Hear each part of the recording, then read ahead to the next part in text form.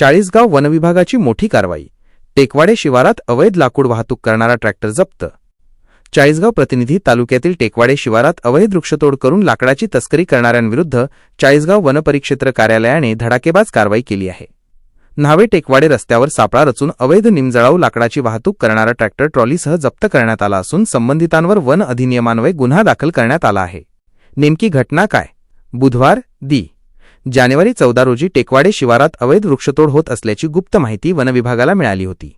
या माहितीच्या आधारे वनपरिक्षेत्र अधिकारी श्रीमती कोमल पिंडकुरवार यांच्या मार्गदर्शनाखाली वनविभागाच्या पथकाने न्हावे टेकवाडे रस्त्यावर तातडीने सापळा रचला.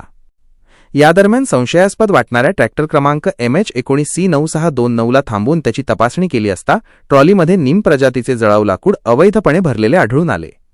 ट्रॅक्टर चालकाकडे लाकूड वाहतुकीच्या परवान्याबाबत विचारणा केली असता त्याच्याकडे कोणताही अधिकृत परवाना मिळून आला नाही. वन विभागाची कायदेशीर कारवाई.